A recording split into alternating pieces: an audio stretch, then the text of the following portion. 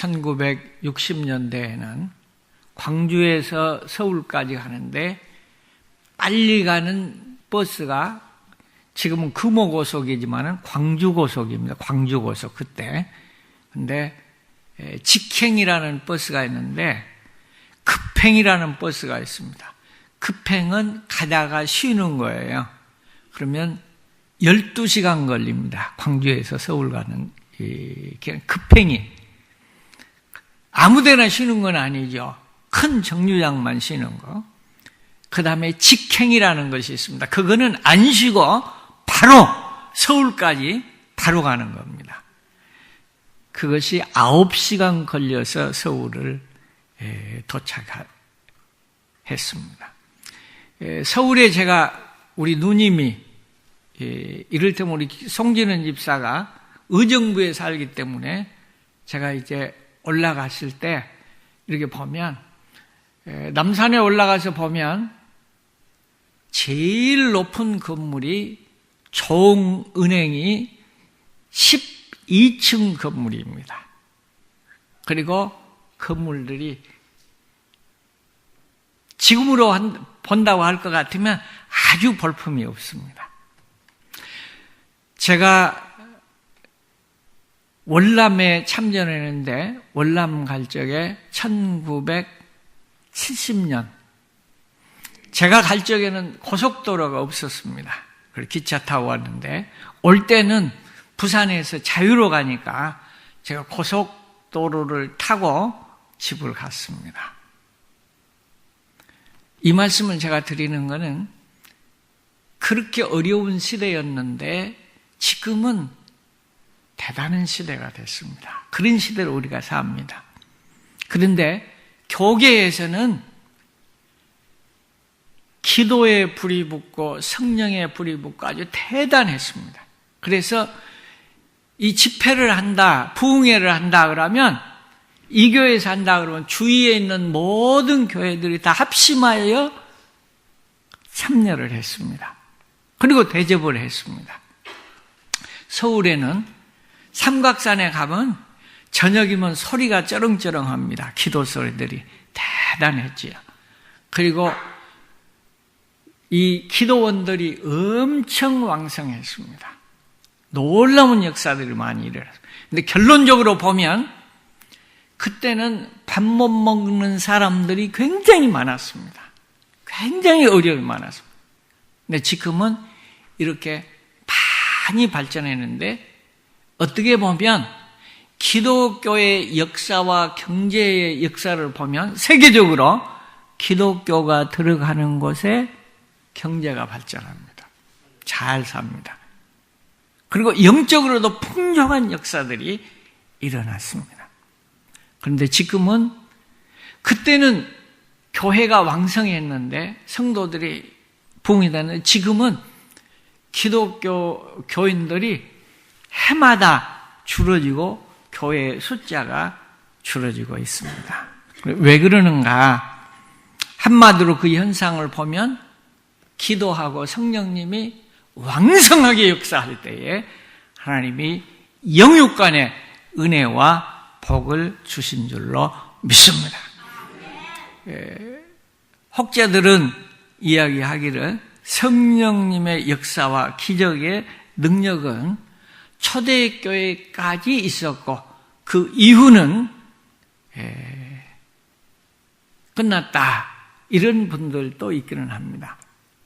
그러나 하나님의 말씀은 어제나 오늘이나 영원토록 동일합니다. 그리고 성령님의 역사는 구약에도 있었고 신약에도 있었고 오늘날도 동일하게 일어납니다. 단 구약은 제한적으로 있었고 신약 시대는 왕성하게 성령님의 시대로 이제 성령님이 역사하셨습니다. 성경에 보면 예수님께서 십자가에 못 박혀 돌아가시고 무덤 속에 3일 동안 계셨다가 3일 만에 부활하셨습니다. 그리고 제일 먼저 하시는 일이 요한복음 20장 20절 이후에 기록이 되어 있습니다.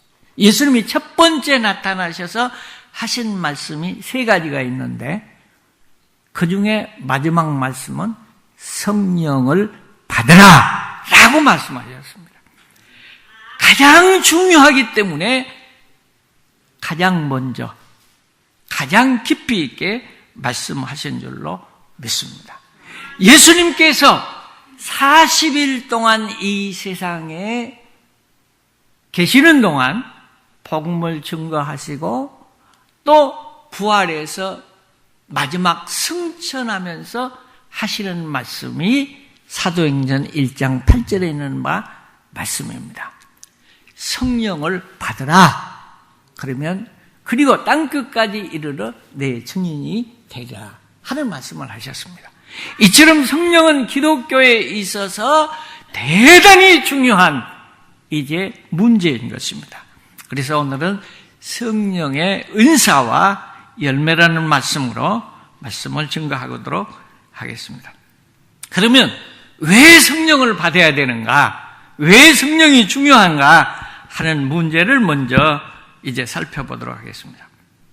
빌립보서 1장 19절에 보면 성령의 도우심으로 구원을 받는다는 사실입니다.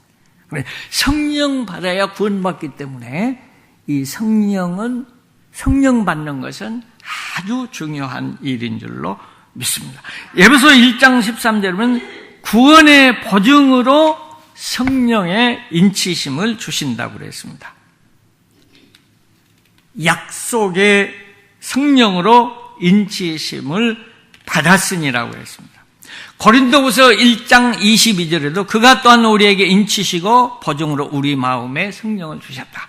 그러니까 하나님께서 우리를 구원하시고 성령을 주셔서 우리들에게 인을 치셨다는, 너는 내 것이라, 너는 구원자라, 이렇게 인쳐주신다고는 사실입니다. 그 보증으로 성령을 우리 마음에 주셨다고 기록하고 있습니다. 세 번째, 성령을 받아야 할 중요한 목적은 성령을 부어주심으로 복음을 전파하게 하심입니다. 사도행전 1장 8절에 오직 성령이 너희에게 임하시면 너희가 권능을 받고, 성령이 임하시면 권능을 받는데 우리는 뭐냐? 병 고치고 우리의 문제 해결하고 가난 해결하고 응답받고 축복받는 것으로 생각하는데 그게 아닙니다. 성령 받은 증거는, 성령 받고는 뭐 해야 된다? 복음을 증거하는 거예요. 성령을 주신 목적이 뭐냐? 복음을 증거하기 위하심이라는 사실을 우리는 알아야 됩니다. 여러분, 하나님이 원하는 목적에 따라서 우리가 간구하면 하나님이 풍성하게 채워주실 줄로 믿습니다. 다음으로 성령을 우리에게 주심은 유익하게 하심이라고 기록하고 있습니다. 본문 7절에 각 사람에게 성령의 나타남을 주심은 유익하게 하심이라고 했습니다. 그래서 성령을 받으면 유익을 주는 사람, 은혜의 사람, 기쁨을 주는 사람이 돼야 돼요. 저희 모교회는 목사님도 전도사님도 없이 출발을 하는 교회였습니다. 그럼에도 놀라운 역사들이 많이 일어났는데 우리 장로님이 성령의 사람이었습니다. 한 번에 이런 일이 있었습니다. 장로님 집에 그 뽕나무를 많이 심어서 옛날에 양잠이라고 그러죠. 양잠. 누에 기른다고 그러죠. 그걸 하면 수입이 좋습니다. 그래서 한동안에는 이 뽕나무를 심어서 누에 기르는 일을 아주 열심히 했습니다. 그런데 이 장로님도 이걸 많이 하셨어요. 근데 어쩔 적에는 뽕이 남기도 하지만 어쩔 때는 뽕이 적기도 합니다. 그러면 이 뽕잎이 적으면 나중에 다 했다가 먹이지 못하면 다 죽게 되잖아요. 그래서 뽕잎이 다 이제 그 해에는 굉장히 어려움이 왔었어요. 너도 부족하고 나도 부족하고 다 부족하는 거예요. 그런데 한 2km 떨어진 데서 아는 분이 이 장로님 집에는 누에를 많이 기르기 때문에 그래도 뽕이 많지 않겠느냐 이렇게 생각을 하고 와서 뽕을 좀 사러 오는 거예요. 근데 이 장로님이 사실은 많으면 남을 수도 있지만은 모자라면 더 많이 모자라는 거예요. 사실은 이 장로님도 모자란 거예요. 근데 다른 사람들은 조금 모자라지만 장로님이 얼마나 많이 모자라는 거예요. 근데 이 장로님이 뽕을 사러 왔을 때 생각하는 거예요. 나를 찾아왔는데 나도 부족한데 내가 더 사야 되는데 그러지만은 기도하고 성령이 충만한 삶을 사니까 성령님의 음성을 들은 거예요. 나는 모자라지만은 내가 모자란 그냥 조금 주면 팔면 저 사람은 문제가 해결되는데 나는 어차피 많이 모자라니까 나는 모자라는 것을 따로 충당을 해야 된다. 이렇게 생각을 하고 그 뽕을 팔았습니다. 이를테면. 그리고 자기는 깊은 산에 가면 우리 지역에는 통명산이라는 곳이 있는데 그 산에 들어가면 그 산뽕들이 있어요. 그걸 따기 위해서는 고생을 많이 해야지 되고 수고를 많이 해야 됩니다. 빨리 가야 됩니다. 그런데 이 사실을 나중에 알게 된 거예요. 그분들이. 장로님도 뽕이 모자랐다. 그럼에도 불구하고 다른 사람을 위해서 이것을 자기가 부족함에도 불구하고 팔았다는 사실을 알게 됐습니다. 그래서 이 장로님은 인간적으로 참 귀한 분이다, 훌륭한 분이다 하는 소문이 퍼져가기 시작한 겁니다. 이것이 성령 받은 사람들의 증거라고 저는 생각을 합니다. 그래서 이 교회가 비록 시골에 있었지만은 많이 성장을 하고 놀라운 역사들이 많이 일어났습니다. 성령을 받으면 유익을 주는 겁니다. 첫째는 교회에 유익을 줍니다. 두 번째는 사람들에게 유익을 줍니다. 그런데 성령을 받고 은혜를 받고 능력을 받았다고 하면서 남에게 피해를 주고 또 싸움질을 하고 또 괴로움을 주고 이런 것들은 열매를 보아서 성령님의 역사라고 하기가 어렵다고 하는 사실입니다. 요한복음 6장 66절에 보면 살리는 것은 영이니 육은 무익하다고 그랬습니다. 성령님이 계시면 살리는 일을 합니다. 빌립보서 3장 3절에 보면 성령님은 봉사하는 일을 하도록 하게 하신다. 봉사. 그래서 봉사를 열심히 하는 것도 하나님이 주신 은혜요, 은사요, 축복이라는 사실을 알아야 됩니다. 그래서 어떤 사람들을 보면 성도들 가운데서도 열심히 봉사하는데 이 봉사를 억지로 한다, 임의대로 한다면 얼마나 괴롭고 힘들겠어요. 그러나 봉사를 할수록 기쁩니다. 왜 그러냐? 성령님이 함께하기 때문입니다. 이제 은사의 종류에 대해서 살펴보도록 하겠습니다. 은혜와 은사는 어떻게 다른가? 은혜와 은사는 어떻게 다른가 보면 대부분 은혜는 공짜로 받은 것입니다. 이렇게 대답합니다. 사실입니다. 은혜는 공짜로. 그럼 은사는 돈 주고 왔습니까? 은사도 공짜로 왔습니다. 하나님이 주신 거니까. 은혜도 은사도 공짜로 받습니다. 그런데 그러면 은혜와 은사가 어떻게 다르는가 하는 것이 굉장히 중요합니다.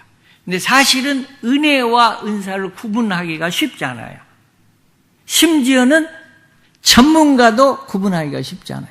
그리고 성경에 보면 은혜라는 단어와 은사라는 단어가 어쩔 때에는 같은 단어인데 어떤 데서는 은혜라고도 표현이 되어 있고 번역이 되어 있고 어떤 데서는 은사라고도 번역이 돼요. 그러니까 은혜와 은사는 같기도 합니다.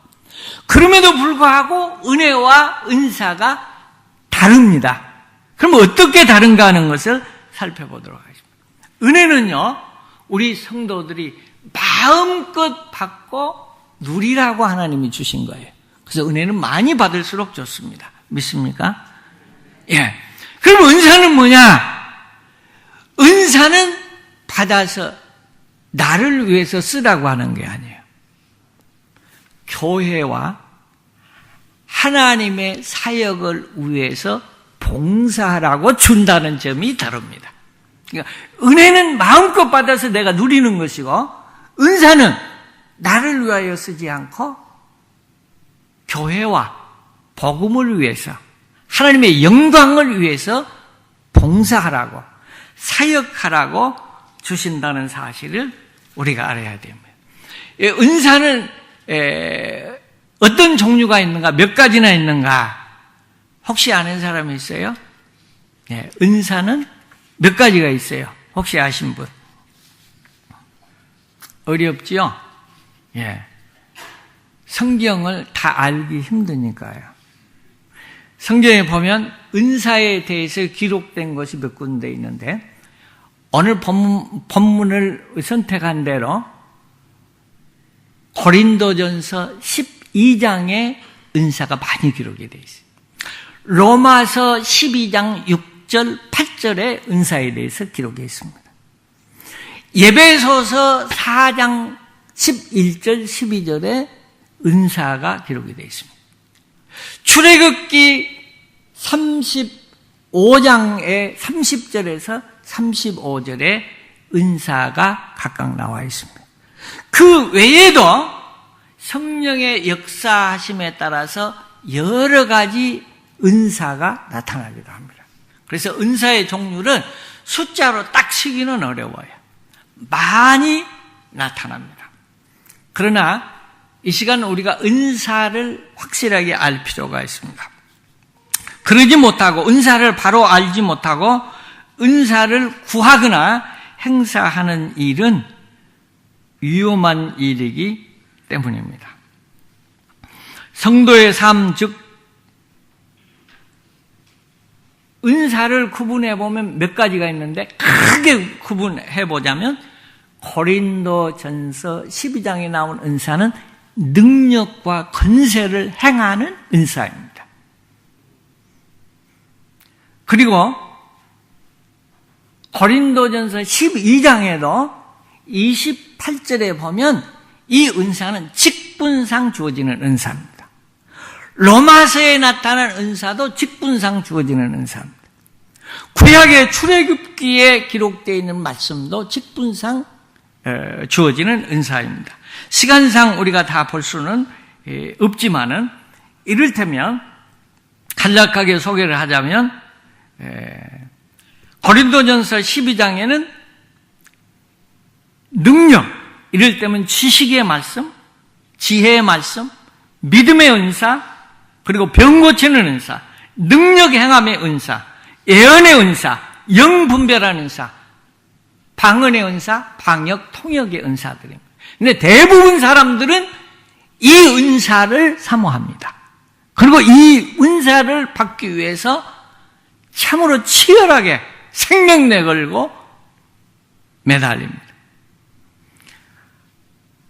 그리고 예배소서 4장 11절에는 그가 어떤 사람은 사도로, 어떤 사람은 선지자로, 어떤 사람은 복음 전환자로, 어떤 사람은 목사와 교사로 삼으셨으니 이는 성도들 온전하게 위하여 봉사의 일을 하게 하며 그리스도의 몸을 세우기 위하여 주시는 은사라고 성경에 기록하고 있습니다. 로마서 12장 6절에서 8절에는 은사가 각각 다르니 예언의 은사, 섬기는 은사, 가르치는 은사, 위로하는 은사, 구제하는 은사, 긍휼을 베푸는 은사, 이런 은사들이 있다고 기록하고 있습니다. 출애굽기 35장에는 지식과 지혜와 기술을 하나님이 은사로 허락해 주셨다, 이렇게 말씀하십니다. 그런데 우리 대부분의 사람들은 어떤 은사를 구하느냐? 그러면 우리가 이미 받고 우리가 할 수 있는 영역의 은사에 대해서는 무관심해. 그리고 얕잡아봐. 무시해. 그리고 하지 않습니다. 그러니까 우리가 받지 아니한 이 능력을 나타내는, 권세를 나타내는 이런 은사는 사모합니다. 그러나 이것이 바람직하지 않습니다. 왜 바람직하지 않느냐? 은사를 구하지 말라는 게 아니야. 은사는, 이 얘기할 때 예수님이 은사는요, 유기적으로 표현하십니다. 그리스도의 몸으로 표현하십니다. 몸은 더 중요한 것이 있고 덜 중요한 것이 있지 않습니다. 그러나 눈만 많으면 그것도 기형이요. 없어도 문제지만 어떤 사람은 유방이 3개 있는 사람도 있더라고요. 인터넷에서 보니까 무섭더라고요. 여기도 달리고 여기도 달리고. 그게 좋겠어요? 어떤 사람은요, 다리가 보통 사람 둘이잖아요. 4개 있는 사람도 있더라고요. 여러분 인터넷 봐보세요. 너무 향하고 무서워요. 필요한 대로 은사를 주시는 자가 누굽니까? 주체가 하나님이에요. 필요한 만큼 하나님은 주세요. 그런데 우리는 우리의 욕심을 따라 구한다고. 은사가 여러 종류가 있는데 이미 우리에게 주어진 은사가 있어요.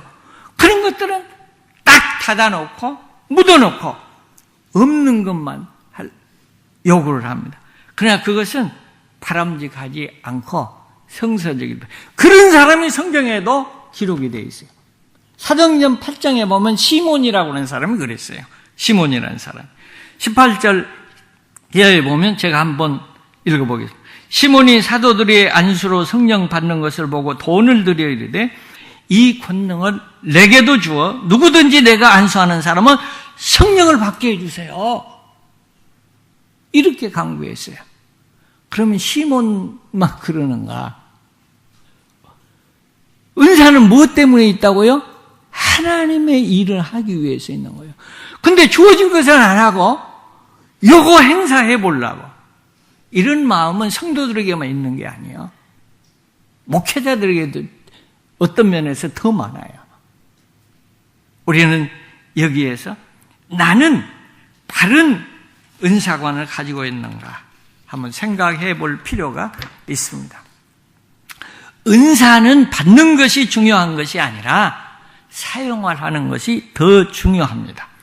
왜냐하면 은사를 받고도 쓰임받는 사람들 중에서도 버림받을 수 있기 때문에 그래요. 대부분의 사람들은요, 부흥 강사나 능력받는 사람들에게 또 권세를 행하는 사람들에게 굉장히 마음을 뺏기고 심지어는 아부하고 심지어는 그냥 퐁 빠진 경우 있어요. 여러분, 현상을 바라보면 안 돼. 주님을 바라봐야 됩니다. 네. 성경에 보면요, 예수님이 그걸 미리 알려주셨어요. 능력을 행하고 권세를 행하고 선지자 노릇을 하고 병을 낫추고 낫게 하고 사람들에게 놀랍게 인정을 받는 사람 중에서도 예수님이 모른다고 한 사람이 있다는 거예요. 마태복음 7장 22절 23절을 한번 보겠습니다. 여기 보면요, 가장 위대한 신앙에 우리가 바라보는 그런 사람들이 기록되어 있어요. 그리고 성경에 주여 주여를 제일 많이 한 성경 구절이 이 구절이에요. 한번 보겠습니다. 22절 23절입니다. 그날에 많은 사람이 나더러 이르되 주여 주여 우리가 주의 이름으로 선지단 노릇하며 주의 이름으로 귀신을 쫓아내며 주의 이름으로 많은 권능을 행치 아니하였나이까 하리니 그때 내가 그들에게 밝히 말하되 내가 너희를 도무지 알지 못하니 불법을 행하는 자라 내게서 떠나가라 라고 말씀하시는 거예요. 여러분, 우리는 어떤 사람입니까? 큰 능력을, 큰 은혜를 안 받는 것도 축복이요. 하나님은 그 사람에게 필요한 만큼 주셔요. 얼마 전에 몇 년 전에요. 배가 가다가 290명인지가 가라앉아서 죽었어요. 그런데 그 원인을 분석해 보니까 그 적재량의 3배를 더 실었어. 가다가 가라앉은 거예요. 하나님이 무식하지 않습니다. 우리의 믿음만큼 하나님이 은혜를 주시고 능력을 주시는 거예요. 더 많이 주는 것은 결코 은혜도 아니고 축복도 아닌 줄로 믿습니다. 주신 은혜, 우리들은 섬김할 수 있습니다. 봉사할 수 있습니다. 위로할 수 있습니다. 사랑할 수 있습니다. 이런 좋은 은사들을 우리가 얼마든지 행사할 수 있는 것을 딱 묻어두고, 내가 능력받아서 병도 고치고, 능력받아서 기도해서 문제도 해결하고, 이러한 정욕과 욕심으로만 가지고 하는 것은 결코 바람직하지 않습니다. 내가 하나님 앞에 최선을 다할 때 하나님이 채워주신 줄로 믿습니다. 여러분, 은사가 중요합니까? 열매가 중요합니까? 일하는 것이 중요합니까? 수확이 더 중요합니까? 열매가 중요하잖아요. 열매는 뭔 줄 아세요? 여러분, 열매를 사모하시기 바랍니다. 열매는 갈라디아서 5장 22절에 성령의 열매가 기록됩니다. 오직 성령의 열매는 사랑. 할 수 있어요, 없어요? 할 수 있는 거 하십시다. 할 수 있는 거. 그런데 이 사랑도요, 예수님이 원하는 사랑이 있어요. 우리는 내가 해놓고 보상받을 수 있는 것에 관심이 많아. 그리고 그렇게 합니다. 근데 예수님이 사랑하되 어떻게 하냐? 고아와 가부와 불쌍한 사람, 소외된 자, 약한 자, 이런 사람은 사랑하라고 해요. 여러분, 기독교는 선을 행하는 것이 기독교가 아닙니다. 그러나 성령을, 진실로 성령을 받고 은혜 속에 들어가면 예수님이 기뻐하신 일을 하도록 돼 있어요. 내가 먹을 것 다 입고, 먹을 것 입는 거 아니죠. 먹을 것 다 먹고, 입을 것 다 입고, 누릴 것 다 누리면서 하는 거, 그것도 귀중한 일이에요. 그러나 이 귀한 사역을 하기 위해서는 나를 희생해야 돼요. 나를 절제해야 돼요. 세상에서 잘 입고 잘 살고 잘 누린 거 멋있지요? 또 그렇게 하는 것이 나쁘지 않습니다. 그러나 더 중요한 것은 나를 희생하면서 하나님이 기뻐하는 것을 우리는 하는 것이 더 지혜입니다. 그러나 더 지혜가 있어요. 이것보다 더 지혜냐. 하나님 뭐라고 그랬느냐? 투자의 방법도 지혜롭게 하라 그랬어요. 마태복음 그런 말씀이 있어요. 선지자의 이름으로 선지자를 대접하면 무슨 상을 받고? 선지자의 상을 받고, 예수님의 의인의 이름으로 의인을 대접하면 의인의 상을 받고, 대통령이 줄 수 있는 상은 무슨 상이요? 대통령상이죠. 도지사가 줄 수 있는 상은 뭐예요? 도지사상입니다. 면장이 줄 수 있는 상? 면장상이에요. 이렇듯이 하나님께서는 선한 일로 지혜롭게 해야 돼. 너희가 선을 행하되 더욱 믿음의 가정들에게 하라. 그러니까 불쌍하고 가는 사람을 도와도 믿는 사람들에게 하는 것이 더 지혜해요. 물론 안 믿는 사람도 해야 되지만 이것이 하나님의 우리들에게 가르쳐 주신 지혜입니다. 주님의 일을, 선교를 위해서 봉사하는 것, 하나님이 더 큰 상급을 주시겠다고 약속하신 겁니다. 그래서 우리는 지혜롭게 성령의 열매를 맺어야 됩니다. 희락과 화평입니다. 기뻐하는 거 얼마나 좋은 거예요. 너희는 울어라, 맨날 원수지어라, 고통해라, 이러면 얼마나 우리가 고통스럽겠어요. 근데 예수님께서는 희락을 말씀하세요. 기뻐하라. 제일 처음에 하신 말씀은 너희가 평안하나. 너희가 기뻐하라. 항상 기뻐하라. 하나님은 우리들에게 좋은 것을 가르쳐 주십니다. 그런데 우리가 이 기쁨이 없다고 하는 것은 성령님이 동반하지 않은 것입니다. 여러분, 원망하고 불평하고 다투고 화낼 때 어떻게 마음이 평안합니까? 아니요. 성령님은 나를 희생할 때만이 이 기쁨과 은혜를 베풀어 주십니다. 여러분, 오래 참는 거, 이것도 성령의 열매예요. 하고 싶은 말 다 하고 억울할 때 다 표현하고, 이것은 성령님의 열매가 아닙니다. 자비와 양성과 충성과 온유와 절제니. 여러분, 고린도전서 12장은 성령장인데 사실은 13장도 성령장입니다. 성경이 뭐라고 이야기하냐면 은사는 높고 낮은 것이 없다. 좋고 나쁜 것이 없다. 다 좋은 것이다. 몸의 육체가 다 귀중한 것처럼 다 귀중하다. 이렇게 말씀하신 주님께서 12장 31절 마지막 절에 너희는 더욱 좋고 큰 은사를, 제일 좋은 일을 사모하라. 이렇게 말씀하세요. 그러면서 무슨 은사를, 뭘 사모하라고 그래요? 사랑을 사모하라 그랬습니다. 하나님은 사랑입니다. 그래서 어떤 은사를 받고 어떤 충성을 하느냐가 중요하지만 신앙생활을 가장 성령 충만하게 사는 사람은 뭐냐? 사랑하면서 감사하면서 찬송하는 사람이 성령의 열매를, 가장 바른 믿음을 가진 것이라고 성경은 말씀하고 계십니다. 이렇게 하면 하나님이 덤으로 나머지 모든 것을 채워주시는 줄로 믿습니다. 마지막으로 우리가 알아야 될 사실은 성령 충만함을 유지하려면 가장 중요한 것은 원망하지 말고 화를 발산하지 말아야 돼요. 이 세상에 살면서 화를 안 내고 살 수 없어요.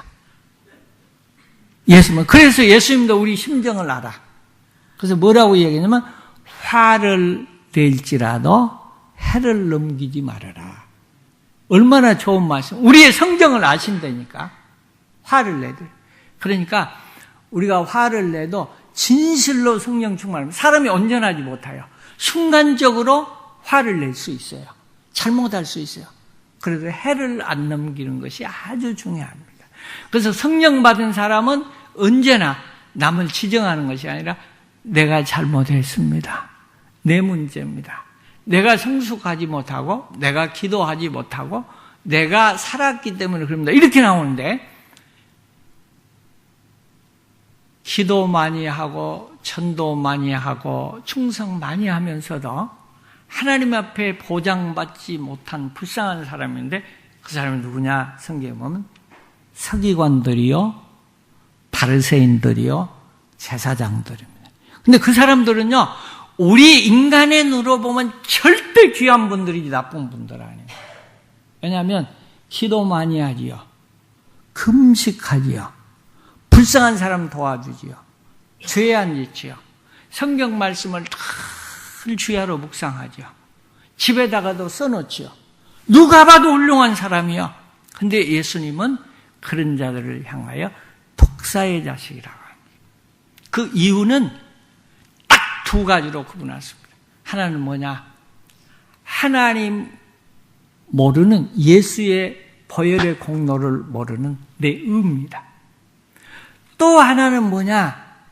다른 사람을 쳐다보는 거예요. 여러분, 기도 많이 하는 사람들 중에 내가 금식 기도 얼마 하고 하루에 몇 시간 안 했다 표현하는 사람을 찾아보게 됩니다. 기도 많이 하는 사람일수록 다른 사람을, 저 사람은 기도도 얼마 안 해, 하루에 몇 시간도 안 해, 이렇게 표현하지 않는 사람을 찾아보기 힘듭니다. 그러나 이것은 바리새적인 겁니다. 그래서 하나님만 못 드는 거예요. 저 사람은 11조도 안 해, 저 사람은 봉사도 안 해, 이 사람은 하나님 앞에서는 자기가 한 공을 다 없애버리는 거예요. 하나님 앞에서는 하나님 앞에서 한 것만 하나님 앞에 보장을 받아요. 그러니까 내가 누명을 쓰고 억울한 일을 당해도 성령이 충만한 성령 받은 사람은 하나님 아버지 감사합니다.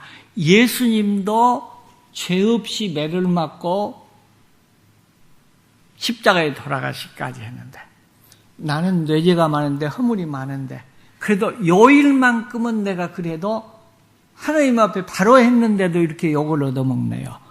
그리고 화장실에 들어가서 춤을 춰야 될 일이에요. 왜? 요거는 분명히 하늘의 상급이 확실하게 보장이 되니까.